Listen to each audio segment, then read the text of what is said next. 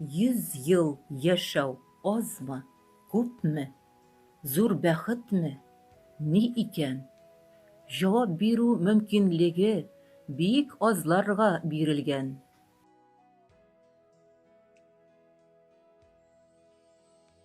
Зәйтүнә апа, сез нәкъ менә шундыйларның берсе, гомерне татыган кеше, бәлки иң бәхетлесе. Бу тормышның ачысын да, бәхетен дә күргәнсез. Тормышны нык яраткансыз. Яшәү тәмен белгәнсез. Яшәсәк тә бу дөньяда 100-1000 кадерле. Бу тормышның йылы түгел, һәр секунда кадерле. Сез безгә тормышта үрнәк, акыллы гадел кеше.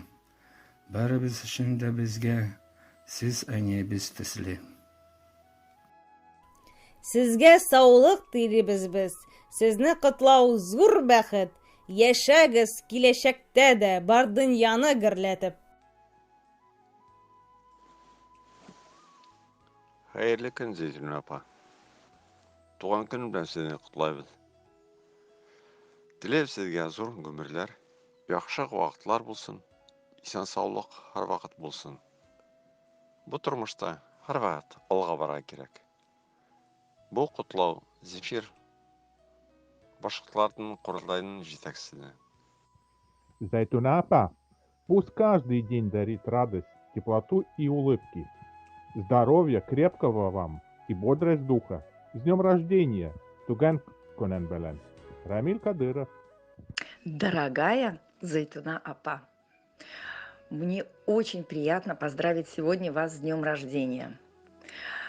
Вообще в голове не укладывается, что рядом с нами живут такие интересные люди, такие наполненные, которые живут полной жизнью, которые учат других своим примером, которые передают свою мудрость.